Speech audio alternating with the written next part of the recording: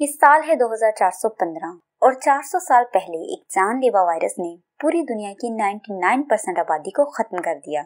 एक साइंसदान जिसका नाम ट्रेवर था, उसने काफी मेहनत करके इस वायरस का एंटीवायरस बना लिया और इस वायरस को फैलने से रोक लिया। लेकिन उसने जो एंटीवायरस बनाया था उसकी वजह से इंसानों में बच्चे पैदा करने की काबिलियत खत्म हो चुकी थी और इसीलिए पिछले 400 साल में कोई बच्चा पैदा नहीं हुआ। ट्रेवर भी पिछले 400 सालों में इस बीमारी के इलाज की तलाश करता रहा, लेकिन अभी तक वो इसका इलाज ढूंढ नहीं पाया और जमीन पर लोगों की आबादी 50 लाख रह चुकी थी। ट्रेवर ने इंसानों को वायरस से बचाने के लिए एक शहर बनाया था जिसका नाम ब्रेगना था। ट्रेवर पिछले 400 सालों से इस शहर पर हुकूमत कर रहा था, लेकिन इस शहर में कुछ लोग ऐसे भी थे जो इसे पसंद नहीं करते थे और इसकी हुकूमत को खत्म करना चाहते थे। इन लोगों को वो लोग मोनिकन्स कहते थे। उसके बाद इयोन फ्लक्स को दिखाया जाता है, वो भी एक मोनिकन थी। उसके पास एक खास किस्म की टेलीपैथ टेक्नोलॉजी थी जिसकी मदद से वो अपने लीडर से राब्ता करती थी। इयोन को ट्रेवर के सर्वेलेंस स्टेशन को तबाह करने का मिशन दिया जाता है। इयोन की एक बहन भी थी जिसका नाम योना था। वो उससे बहुत कम मिलती थी। योना उसे खाने पे बुलाती है, लेकिन इयोन बहाना बनाकर आने से मना कर देती है। उसी रात इयोन ट्रेवर के सिक्योरिटी गार्ड्स को मारकर उनके सर्वेलेंस सेंटर में लगी टेक्नोलॉजी खराब कर देती है,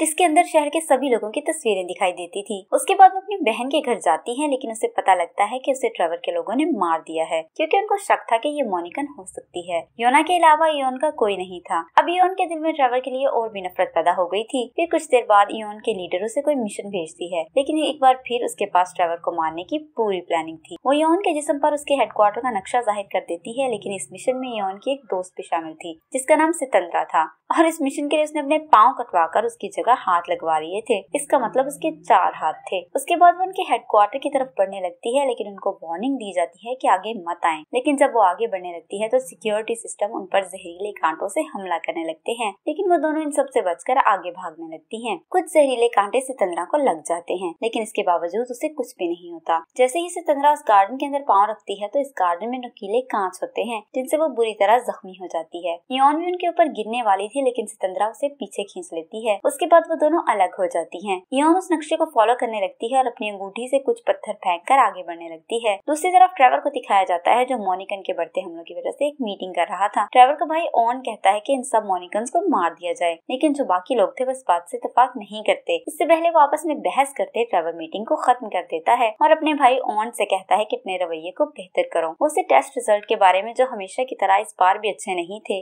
बताता है। लेकिन दूसरी तरफ इयोन को पता चलता है कि नक्शा उसे गलत रास्ता दिखा रहा था और सिक्योरिटी गार्ड उसके ऊपर हमला कर देता है। वो उन्हें मारकर ट्रेवर के पास आती है। वो ट्रेवर को मारने ही वाली थी, तभी उसे फ्लैशबैक आता है और उससे नहीं मार पाती, लेकिन वो लोग इयोन को जेल में डाल देते हैं। ट्रेवर उसके सामने आता है और उसे कैथरी के नाम से बुलाता है, जैसे वो दोनों एक दूसरे को पहले से जानते हों। इयोन को जो पानी पीने के लिए दिया जाता है इसमें मेडिसिन मिलाई गई थी, इसलिए वो उस पानी का सैंपल अपने पास छुपा लेती है और उसके बाद जो पत्थर उसने रास्ते में फेंके थे वो इन पत्थरों को अपनी तरफ बुलाती है। वो पत्थर एक जगह इकट्ठे हो जाते हैं और बम की तरह फट जाते हैं। इसके बाद वो एक आदमी के पास जाती है जो पहले उसकी बहन का बॉयफ्रेंड होता था, लेकिन अब वो ट्रेवर के लिए काम करता था। मगर इयोन उसे कहती है कि तुम एक धोखेबाज इंसान हो, लेकिन वो उसे बताता है कि ट्रेवर एक बीमारी का इलाज ढूंढ रहा है, क्योंकि इस शहर के सभी लोग इस बीमारी का शिकार हैं, लेकिन किसी को भी इस बात का इल्म नहीं है। हमें यहाँ पता चलता है कि ट्रेवर के भाई ऑन ने ही ट्रेवर को मारने के लिए इयोन को बुलाया था, क्योंकि ऑन नहीं चाहता था कि ट्रेवर उस बीमारी का इलाज ढूंढ सके। लेकिन जब ऑन इयोन की शक्ल देखता है तो ट्रेवर के साथ उसे भी मारने का हुक्म दे देता है, क्योंकि इयोन ही ट्रेवर की बीवी थी जो 400 साल पहले मर चुकी थी। उसके बाद ट्रेवर ने जो मेडिसिन इयोन के पानी में मिलाई वो उसे पी लेती है, लेकिन इस पानी के अंदर ट्रेवर का खुफिया मैसेज था। उसे अपने पास बुलाता है और उसके पास आते ही इयोन को अपनी पिछली जिंदगी याद आने लगती है। उसकी यादें बहुत धुंधली थी। इयोन ट्रेवर को मारकर वहाँ से भाग जाती है। जब इयोन जमीन से अपनी अंगूठी उठा रही थी तो उसे एक खुफिया बेसमेंट नजर आता है। उसके अंदर एक लाइब्रेरी थी। वहाँ से इयोन को एक बेल्ट मिलती है जिसे पहनने से वो एक लैब में पहुँच जाती है जहाँ पर एक एक्सपेरिमेंट हो रहा था। इयोन को लैब के अंदर अपनी तस्वीर मिलती है जिसे देखकर वो काफी हैरान हो जाती है, लेकिन जैसे ही वो लाइब्रेरी में वापस आती है ट्रेवर की असिस्टेंट उस पर हमला कर देती है। इन दोनों के दरमियान लड़ाई होने लगती है। इससे पहले वो उसे मार देती इयोन वहाँ से भाग जाती है। उसके बाद हम देखते हैं कि ट्रेवर अभी भी जिंदा है और वो अपने लोगों से कहता है कि ट्रेवर को जिंदा पकड़ लाओ। दूसरी तरफ ऑन सबको कहता है कि ट्रेवर अब पहले जैसा नहीं रहा, क्योंकि वो उस मोनिकन की मदद कर रहा है और ट्रेवर को चेयरमैन के ओहदे से हटाना चाहिए था। उसके बाद इयोन अपने आप से सवाल करने लगती है कि वो कौन है और उसे ये फ्लैशबैक क्यों आ रहे हैं, लेकिन सितंद्रा उसे अपने मिशन पर तवज्जो और ऑर्डर्स को फॉलो करने का कहती है। लेकिन इयोन ट्रेवर की सच्चाई फिर भी जानना चाहती थी, इसलिए वो ये मिशन छोड़ देती है। उसके बाद सितंद्रा उसे मारने की धमकी देती है और उन दोनों के दरमियान लड़ाई शुरू हो जाती है। इयोन उसे बेहोश करके उसके हाथ पांव बांध देती है। इयोन की नजर इस उड़ते हुए एयर बलून पर जाती है जो हमेशा उस शहर के ऊपर उड़ता रहता था। इयोन उस पर जाने के लिए रॉक पर निशाना लगाती है लेकिन वह नाकाम हो जाती है। फिर वो अपनी जान खतरे में डालकर उस एयर बलून पर छलांग लगा देती है और रस्सियों की मदद से गुब्बारे के अंदर आ जाती है। उसके बाद वो उस गुब्बारे के अंदर एक बूढ़े आदमी को देखती है। वो बूढ़ा आदमी से वेलकम कहता है जैसे वो दोनों एक दूसरे को जानते हों। फिर यहाँ इयोन को पता चलता है कि एयर बलून में लोगों के डीएनए को स्टोर किया जाता है जिसके बाद उसके क्लोन्स बनाए जाते हैं। इस शहर में किसी औरत ने भी बच्चे को जन्म नहीं दिया था और इसी बीमारी का इलाज ट्रेवर ढूंढ रहा था, बल्कि सभी क्लोन्स थे। इसी तरह योना का भी दोबारा जन्म हो चुका है। इयोन उसके पास जाती है लेकिन योना इस वक्त एक छोटी बच्ची थी। ट्रेवर को पता चलता है कि ओन ने ही योना को मरवाया था क्योंकि पिछले 400 सालों में सिर्फ वही थी जो बगैर क्लोनिंग टेक्नोलॉजी के बच्चे को जन्म देने वाली थी और ट्रेवर भी इनफर्टिलिटी का इलाज ढूंढ रहा था लेकिन उसका भाई ऐसा नहीं चाहता था। इससे क्लोनिंग टेक्नोलॉजी से हमेशा अमर रहना था। ओन पर हमला करवा देता है जिसकी वजह से ट्रेवर को गोली लग जाती है। वो पूरी तरह से जख्मी हो जाता है लेकिन इयोन उसकी गोलियां निकालकर उसके जख्म पर मरहम करती है। ट्रेवर को योना की प्रेगनेंसी रिपोर्ट चाहिए थी ताकि वो अपने एक्सपेरिमेंट पर काम कर सके, लेकिन जब वो लैब में जाता है तो वो देखता है कि उसके सारे डॉक्यूमेंट्स ओन ने जला दिए थे। इयोन उससे कहती है मुझे यकीन है तुम इसका इलाज ढूंढ लोगे, लेकिन सबसे पहले हमें इस क्लोनिंग को रोकना होगा। इयोन इस एयर बलून को तबाह करना चाहती थी जिसमें लाखों लोगों का डीएनए था, लेकिन ट्रेवर उससे कहता है इससे इंसानों की पैदाइश खत्म हो जाएगी। दूसरी तरफ सितंद्रा के लोग उन पर नजर रखे हुए थे ताकि वो ट्रेवर को मार सके। ओन उन दोनों को पकड़ लेता है और ट्रेवर के पूछने पर ओन उसे बताता है कि योना अकेली ऐसी नहीं थी जो नेचुरली प्रेग्नेंट हुई थी, बल्कि ऐसी बहुत सी लड़कियां थी। क्योंकि उसे पता न चले इसलिए वो इतने सालों से सब लड़कियों को मारता आ रहा था और ट्रेवर सितंद्रा के निशाने पर था, लेकिन इयोन उसे देख लेती है। उसे टेलीपैथी के जरिए राब्ता करके सच बता देती है और उससे मदद मांगती है क्योंकि वो उसकी दोस्त थी। इसी वजह से वो ओन को गोली मार देती है। ओन के लोग इन दोनों को गोलियां मारने लगते हैं लेकिन इस दफा ट्रेवर को फिर से गोली लग जाती है। ओन सितंद्रा को देख लेता है और मिसाइल से हमला करके उसे मार देता है। वो इयोन को भी गोली मार देता है। इससे पहले वो अपने भाई को मारता है, इयोन पहले ही उसे मार देती है। उसके बाद इयोन इस एयर बलून को तबाह करने जाती है। वो इसके अंदर बम लगा देती है। इसी वक्त वो बूढ़ा आदमी दोबारा आ जाता है लेकिन इयोन को याद आ जाता है कि उसी ने उसके डीएनए को प्रिजर्व करके रखा था ताकि कैथरी दोबारा से जन्म ले सके। इयोन उन्हें यहाँ से बाहर निकलने को कहती है लेकिन वो बूढ़ा आदमी कहता है कि मैं अब और नहीं जीना चाहता। फिर इयोन इस एयर बलून को ब्लास्ट कर देती है जो सीधा इस दीवार से टकराता है जो इस पूरे शहर के इर्द गिर्द बनाई गई थी और शहर के लोगों को बताया गया था कि बाहर की दुनिया बर्बाद हो गई है। लेकिन इसके बाद सबको पता चलता है कि सच्चाई बिल्कुल ही अलग है। नेचर ने अपने आप को खुद ब खुद ठीक कर लिया है। उसके बाद ह्यूमन क्लोनिंग पूरी तरह से बंद हो जाती है। इसका मतलब ये था कि इस शहर के लोगों की वाहिद जिंदगी थी क्योंकि इसके बाद वो अगर मरेंगे तो दोबारा नहीं जी सकेंगे। इसी के साथ कहानी का एंड हो जाता है। मैं उम्मीद करती हूँ कि आपको आज की कहानी बहुत पसंद आई होगी। अगर आप मजीद ऐसी और फिल्मों की कहानियाँ देखना चाहते हैं तो हमारे चैनल को सब्सक्राइब जरूर करें और साथ में बेल आइकन के बटन को प्रेस करना ना भूलें ताकि हर नई आने वाली वीडियो का नोटिफिकेशन आपको मिलता रहे।